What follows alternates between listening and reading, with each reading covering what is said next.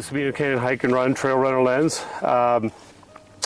This was created because I really wanted to show that we are all human and that we are all capable of so much more, much more capable than what we even believe. And I think that sometimes when people see, someone scaling up that mountain or running down that descent, and they sit there and think, oh, this person's been doing it all their lives, or they're gifted or whatever, instead of looking at their dedication, their time, and all that they put into it. And so I wanted to share their stories too, because sometimes, they're not always on top. Sometimes there's struggles, as well. And I think it's important to show the lessons in both of those things. So I guess I'm sorry, this is Brianna Grigsby. I guess that's the way I should have started off the interview. Anyways, let's start off, how did you get into running? Was it something you started in high school? Was it a goal? Was it friends that were running? I mean, how did you start doing that? I never ran competitively, like in high school or college, track, cross country, none of that. Growing up, I ran maybe 3 or 4 miles a few days a week with my family, just for exercise around the neighborhood. But definitely didn't really continue consistently running throughout college. I moved to Tucson in 2008 when I was in college, and it was my first time living somewhere where I was surrounded by mountains.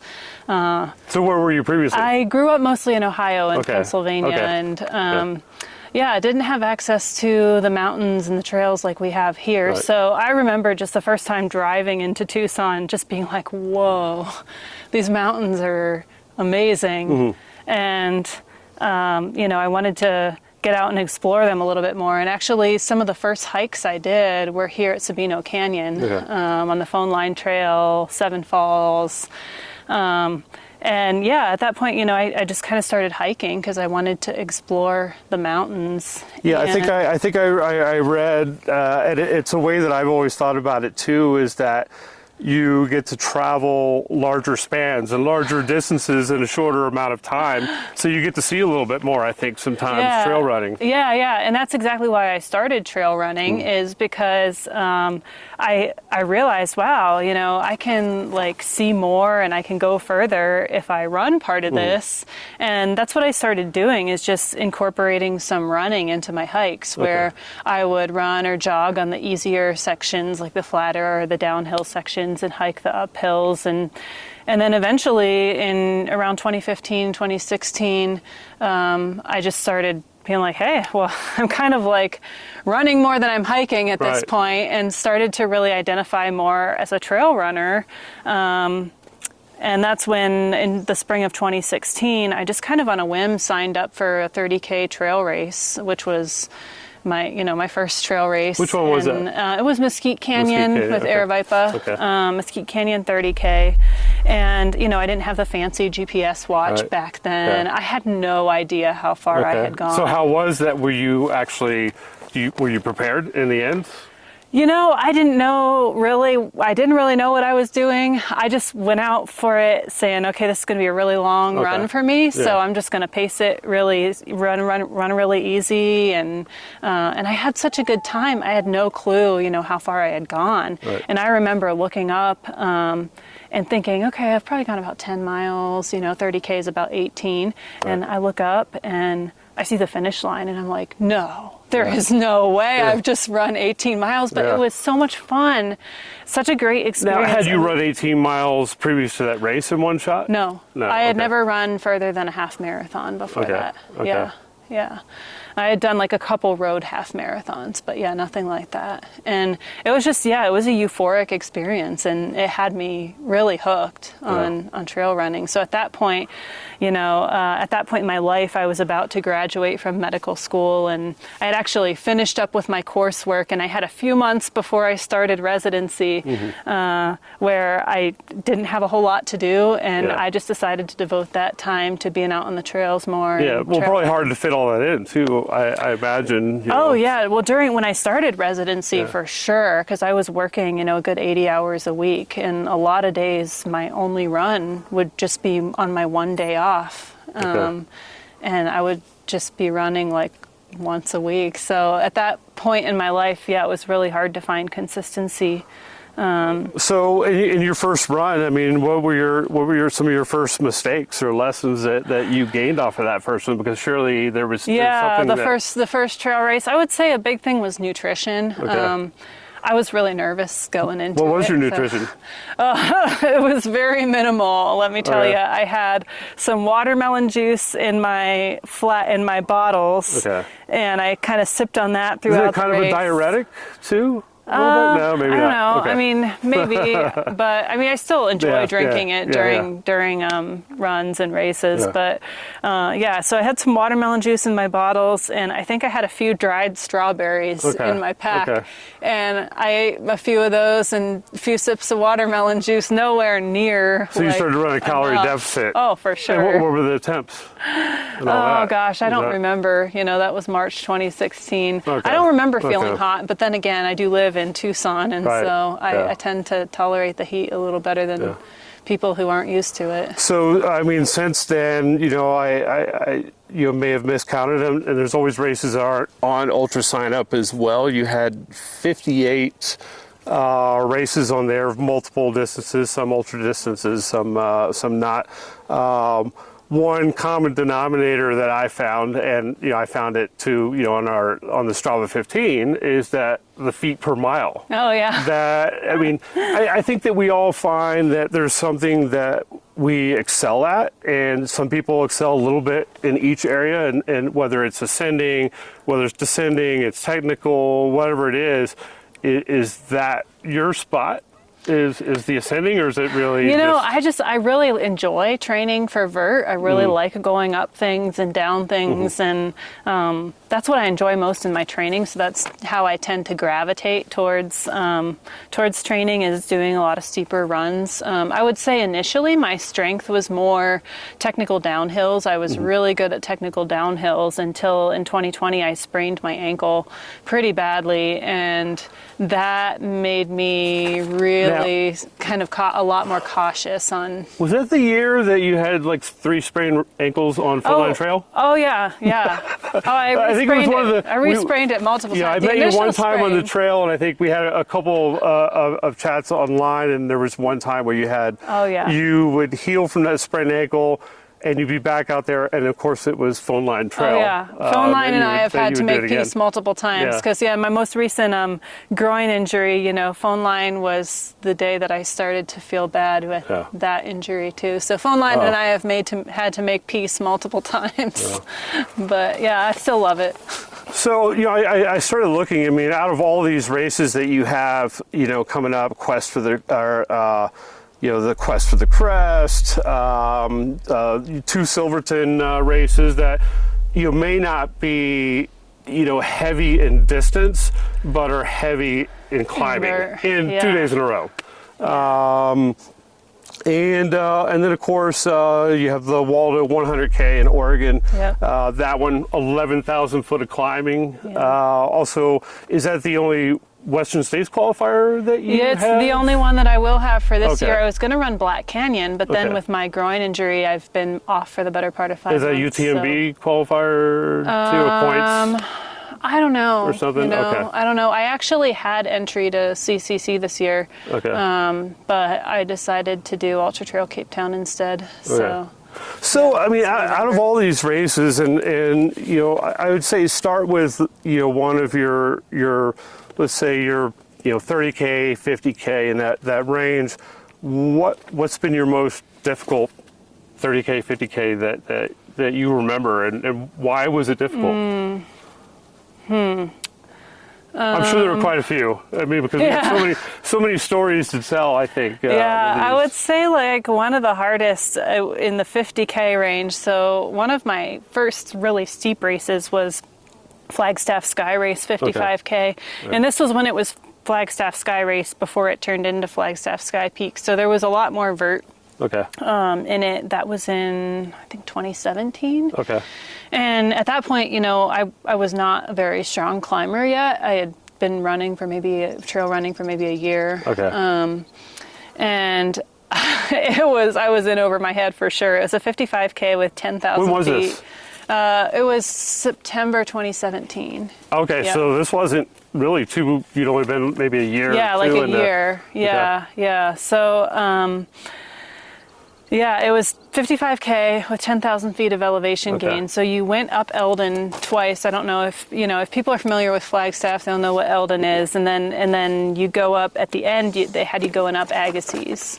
So it was very steep. And I just remember thinking, I could get this done in 8 hours. And it ended up taking me like 10 hours and 20 minutes. Okay. And I was texting with my coach in the middle of the race, like, I don't know, this is so hard. I don't know if I can do it, but it's really pretty, and sending That's pictures funny. of the aspens and yeah. So that was tough, and I would say at that point too, I definitely had. So what made it tough? Like what did you have nutrition issues, GI issues? Yeah, I would say I was underfueled. I hadn't figured out how to do the nutrition yet. Okay. And then, like I said, I just wasn't very practiced at climbing yet. Okay.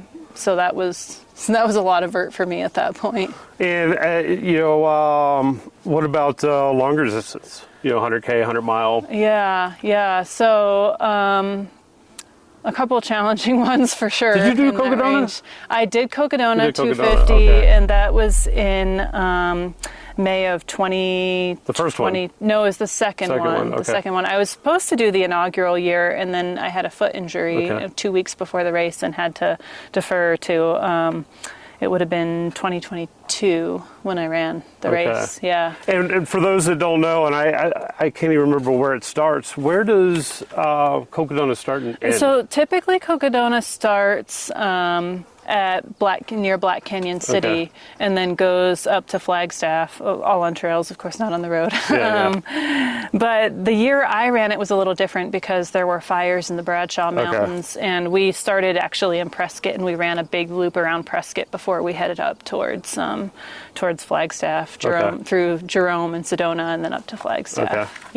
Yeah. And was your longest? Yeah, that's the longest. And do you feel like it was the hardest, or do you feel like it, even though it was 250 miles, it wasn't your hardest event? I don't know that I would say. I guess in what way it was the hardest. It was definitely the hardest from the sleep deprivation standpoint and from the nutrition standpoint. Okay. I had some pretty bad GI issues. Okay. What was your nutrition plan for the race? I don't know what the plan was, but it definitely fell apart. It went off course pretty early on. There were things that I was drinking a lot of this chocolate protein milk because the Ripple chocolate protein milk was like the only thing I wanted to have. And so I drank, like, in retrospect, what was probably far too much protein going in and not enough carbs. Right. But around mile 150, the nutrition GI system just really got derailed, and it was just like I was. How did you decide what your nap schedule was, or when you were going to take that first nap? Obviously, what you plan can be completely different than what the... I wanted to make it through the first night without sleeping, and I did. And then, when I got up to Mingus, which was on the morning of the second day, I was just exhausted, and I took my first nap there. I think in retrospect, I would change how I did that with just probably sleeping a little more often for shorter periods, and then being quicker about, like, when I got into an aid station, we had issues with I was having trouble regulating my body temperature, and I was really cold, even though it was hot outside. I would be like shivering and shaking as soon as I stopped moving. Okay. And so I really wasn't able to do trail naps because of that. So I had to do kind of naps in a heated car or in a heated building at the aid stations. But it would take me a long time to,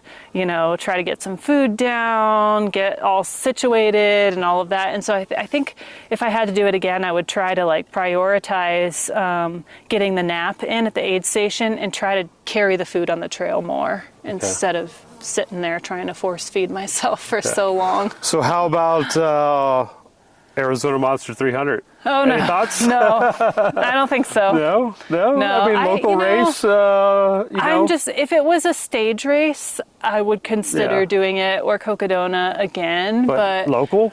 It's kind of local. I mean, Patagonia to just north of Santa Catalina is the next mountain range. It's just doing that long of a distance really took me the better part of a year to recover from. All right. And my body just wasn't the same afterward for a very long time. And it took a long time to get my speed back. What is your favorite distance? 100K is my favorite distance. Okay. I think it's just the sweet spot, you know. Yeah. You can recover in a week, right. but it's still like short enough that you can, depending on how verty it is, of course, you can push a little bit harder. You go to a Georgia Death Race, and what Georgia Death Race is that? It's approximately. It was like about 68 miles. Okay. So yeah, it's a little over 100K, so around that 100K spot. But yeah. Huh. And what is the hardest race that you've done that you can think of in that 100-mile? I would say the hardest that was Run Rabbit last year. And I think it was, the course was absolutely beautiful. Was that your first Run Rabbit? It was my first Run Rabbit, yeah. The race was really well put together, but I think what was so hard for me was just the mental aspect of that one, because going into the race even, I was pretty burnt, at a point in my training where I was pretty burnt out. Okay. And I decided to push through and race anyhow because it was my last race of the season, and in retrospect, maybe that was a mistake, but... Are you competitive? Oh, yeah. I always want to be competitive. When I do something, I'm always going to push myself. And there's a little bit of a field there. A little bit of a competitive field. I mean, they've been around for so long. Yeah. But just mentally, like, I've never had a race before where I was, like, wanting to quit for the entire second half of the race. And I pushed through and I finished, but... It was mentally the hardest thing hardest race that I've done. Have you done any track races? No. Any thoughts on Last Man Standing? I don't think that style is really for me. No. Yeah. And just in general, like the short loop style is not my thing, because I always say if I'm going to trash my body, I'm going to trash it somewhere beautiful. Yeah. Like where I understand great views, Yeah. like not on a little loop that's just not my style. So I'd rather be in the mountains. Now, is it hard currently to do work-life balance and to get out here? Because I know, like, sometimes you're in Alaska and who knows where you're at. Yeah, not as much now that I've graduated from residency. I graduated in 2019, and I've chosen to work part-time instead of working full-time. Okay. So I work part-time up in the White Mountains here in Arizona, and then I work part-time up in Alaska, very part-time up in Alaska. I go up maybe once or twice a year. And so I designed my schedule such that I have the time to be outside and in the mountains. And that's a conscious decision that I made. Like, I was actually up here on Blackett's in my first year of residency in the midst of working, 80-hour weeks. And I was just like, when I graduate, I am going to prioritize being outside and being in the mountains. And I don't care as much about money as I care about time. So I'd rather have more time to be outside. Yeah. So, I mean, what's your favorite time of the day to be out here? Do you like the heat? Do you?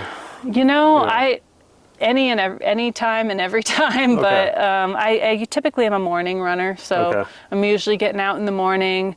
That being said, like, I don't try to get out super early in the morning, and that's one of my strategies that I use for heat training too, is just, not worrying about starting at 5 a.m. in the summer. If I start at 7 or 8, I start at 7 or 8, and it's going to be hotter, but, I like to be adapted to the heat too. So one thing I wanted to talk about too, I mean, you had a bad injury, not even 5 months ago? Was it that your longest sustained injury? Yeah, the longest that I've been off of running. And, I'm not always a big fan of Instagram, and sometimes people, sometimes there's just that influencer perspectives and all that.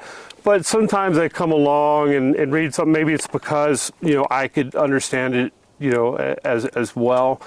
But you were talking about when you got injured and then you started going back to hiking, and that you were just so full throttle. And I imagine maybe it wasn't with work if you're part-time, but it was full on out here, and maybe you were exhausting yourself and your goals were exhausting, and that those injuries actually kind of allowed you to start to accept, and I think it was the headline was acceptance, and to just breathe and enjoy it again, and not just boom, boom, boom, boom, you know, full throttle everywhere you go. And you want to share anything on that? Yeah, I mean, I think I just got into, as we talked about earlier, I tend to be a competitive person, not just competitive with other people, but wanting to compete with myself as well. And, you know, I kind of got into a point in my training where I was just, you know, pedal to the metal all the time, and I want to PR this run, and I want to PR every day. I want to PR my route. I want to do my fastest time. I want to go hard. I want to, just put it all out there, and doing a lot of vert and high mileage at the same time. You know, just like a lot of some weeks I was training 20 hours a week, and it was just a lot. It was too much with all. I was doing a lot of travel last year. I bought my first house. Traveled pretty much the whole summer, and then ran this 100-mile race, and it was just too much all at once. And I think, like, for a while I kind of lost the joy a little bit in why do I run, and it's because of beautiful places like this that I want to enjoy. And so just being able to take the time to slow down and enjoy the beautiful flowers and the views and get in the water at Seven Falls. So you probably found, I mean, sometimes I find myself so zoned out there, and how fast I'm going to do this climb or this and the other, that I'm actually not looking in my peripheral. I'm just looking at my next step. And that's what I kind of gathered from that, was learning to breathe and to take it all in. I mean, when I see someone here in the canyon that's visiting, and you see the awe on their face, and it reminds you, because sometimes we take this for granted. We look around and take it for granted, and then you see the look on their face and that awe, and you're like, wait a minute, I used to feel that that awe too. So it's very important. So what do you do currently? Nutrition, you know, what works for you may not work for me, vice versa, but what's your nutrition like? In terms of running? Just in training out here and racing, and your overall diet? I think the most important thing is to always eat enough. And for a lot of years, you know, I struggled with that just because of issues with body image, and struggled with disordered eating for a while. But eventually, like, my running performance and how I feel on my runs won out, and that's more important to me than, like, obsessing about how my body looks. So I think my first rule is just to always make sure that you're eating enough to support your training. I personally, so I have celiac disease, so I eat gluten-free because of that, but I also am plant-based vegan. And then in terms of the training, like, I always make sure that I eat before my runs. Even if I'm running at 5 in the morning, I'm going to have some carbs before I go out on that run. And then during training, if I'm running longer than 90 minutes, I'm going to aim to take in, like, at least 60 grams of carbs an hour, but more toward 90 grams of carbs an hour is really more ideal for me. Are you dialing it up here, or are you plugging it in your watch? Oh, I actually, so I have a nutrition alert on my watch. Every 30 minutes it goes off and reminds me to eat. But I also, before I go out for a run, I calculate, okay, how long do I think this run is going to take me? And then I will calculate on my phone, you know, how much carbs and each thing I'm bringing along has, to make sure that I bring enough to get me through that run. And then it's never a bad idea to have extra. And then what I typically do afterward is I bring a cooler in the car, and I'll have a protein shake in the cooler so that I can get that going, like, as soon as I finish my run. What else? I mean, obviously that's post-recovery, recovery and everything. Like, what else are you doing for recovery, just in your training, or even after your races, like both?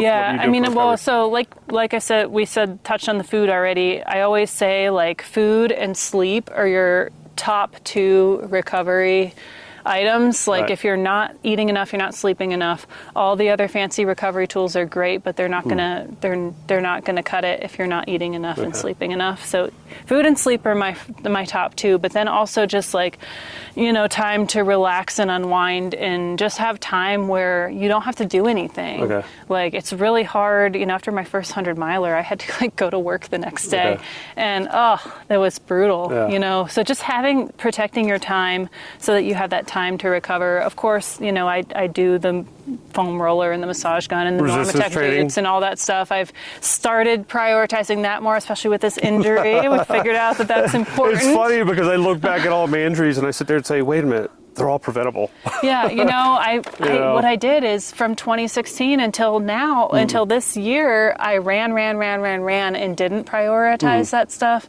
Right. So, of course, there are muscular imbalances. Yeah, I think you start to feel like I know back, you know, I had started, my first ultra distance race was in 2016. And I remember I just thought I could do anything. Yeah. Like not worry about injury, of course, you know, but that definitely starts to change. And I think when you get those imbalances too, and you know something's going over here, loads going over there, easily cause injury. Yeah, I think that was a big contributing factor to this injury was just like imbalances between my right and left side in terms of strength and Okay. Did you do physical therapy, or did you just figure it out yourself? Yeah, I did physical therapy, and I actually just this week did muscle strength testing, which showed me where the imbalances are. So now we can target a strength work plan that's going to help improve those things. Yeah. So let's go on to some, you know, just some lighter topics here. You know, as we get ready to close up a little bit. What are some of your favorite spots out here to train in? Obviously, you're all over the place. You're not just here in Sabino Canyon, but when you're out here, where are you running? Here at Sabino, I mean, I love the Phone Line Trail, even though Ed and I have had some encounters. Well, I think in it's the past. a fast trail. It's a fast trail. It is. It's pretty runnable compared to a lot of the other trails. I love Seven Falls. Seven Falls was the first trail where I really considered myself to be like a trail runner. You know, it was the first trail I started running. Okay. So I love Seven Falls. I always love a good cliff jump there. Right. Just did that earlier this week. The water's still very cold. Yeah. Oh yeah. I love Blackett's. I love doing the Bear Canyon Loop. That's a great one, which is, you know, also a lot more runnable compared to a lot of the other stuff we have in Tucson. It really is. I mean, you just have the little bit of climbing on those switchbacks, you know, up before Thimble, and a little bit of climbing on Sabino Canyon 23 on your way back, and other than that, depending on which direction you're going, of course, whether you're going counterclockwise or not. Yeah, and then of course I would mention Hutch's Pool too. I think maybe some people don't know about that one as much, especially since if you're gonna run or hike the whole way, it's going to be 16 miles, but you can take the tram to the end of the tram road, and then it's just an 8-mile round trip, and that one's great because it's always got water even in the summertime. So you hike or run 4 miles, and then you've got a pool of water to cool off in before you. And I always recommend that everybody just get a water filter. Oh, for sure. Even if you're carrying a running belt, you can carry a water filter, and then you have all these standing pools and pretty much an infinite supply of water. And it can be a little harder in the summer, of course. But Hutch's Pool is one that always has water, year round. So that's a good one to do in the summer when it's hot, I think. And then where else are you hitting out here when you're training? Usually you hit Wrightston. And, I love Mount The Wrightston. The Rincons, When was the last time you hit the Rincons? You know, it's been a while with this injury. It's probably been a year since I went out there and did Tanco Verde Peak with some friends. But, Tanco Verde, Rincon Peak, Mica Mountain, those ones are It's an all unusual spot up there because it's this wide, flat, open, very clean, just trees where you can kind of just run the top off the trail, I think, almost. It's versus the Catalinas, which are so rugged. It's a different feel, The Catalinas are definitely my favorite, I would say. But, I love the other mountain ranges, too. In the Tucson Mountains, you've got Wasson Peak. That's a great one, which is also more runnable than a lot of the stuff that you'll hit here in the Catalinas. Yeah. So how would you tell someone to suggest they get into trail running? do that? Like to You know, start? I would say start hiking. Just start hiking. And, you know, as you get more comfortable with that, like just get out in the mountains. And then when you hit those sections of trail that are nice and smooth and flat, try jogging a little bit. Even if it's just for like a minute here or there, like on the easier sections of trail. And I would also just say, like, in trail running, it does not mean that we run every single step. Yeah, I have people that ask that all the time. Do you run the whole time? Yeah, like coming up Blackett's, you know, I don't think I've ever come up and just run every single step up this thing. Yeah. You know, it's like a lot of times it's more efficient on steeper sections to hike. You're saving your energy. Although I will say, what's his name? Is it Peter McWilliams? Peter, I think Peter's his first name. And he did the fastest time up here in 50 minutes and change. I think he was running the whole thing. Oh, the round trip. Yeah, I started looking at his splits as he was coming up and all that. And you know, maybe some people can do that, but for me, it's more energy efficient to like hike the steeper parts. And I think people sometimes get frustrated when they get into trail running, thinking, "Oh, I had to stop and walk." Well, yeah, we all stop and walk. And if you look at these 100-mile races or 100K or 50K, any of these ultra distance races, especially on those steeper sections, actually smarter to spend a little bit of time hiking instead of running. And wouldn't you say, I mean, really, just utilizing what you're good at, you know? If you excel in the climb, then maybe you go a little harder in the climbs. If you excel in the descent, you make up your time there, or, you know, or technical and all those things. Okay. Well, is there any last few things that you'd like to say? Yeah, I would just say, like, I encourage people to get out here. I mean, especially this time of year is so beautiful with the wildflowers blooming. And, I mean, each season is special for its own reasons. But, you know, whether you're running or hiking, it really doesn't matter how fast you're going. You know, it's really about being out here, enjoying the mountains. And you know, if you feel like pushing your body on a certain day, then pushing your body to the extent that feels like it's right for you. But you don't have to like be the fastest or you don't have to run the whole thing. You don't have to run at all. Just getting out here, enjoying the mountains, I think is what it's all about. Yeah, no, I agree. And, you know, it was a big reason for this project was to encourage people just to move. Just to get out here and move, take in the sun, take in the fresh air, the sounds. I will say I put on my headphones when I'm coming in, but when I hit the wilderness areas, they come out.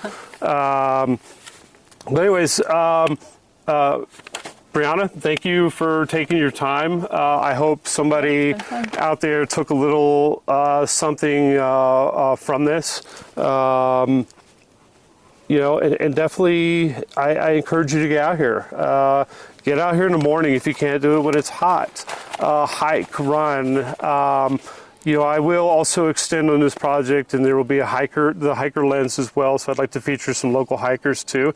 You know, because she might be a trail runner, but that's not who she is. You know, she's more than a trail runner, and we all are. So, you know, whether you're trail running or hiking, just get out here.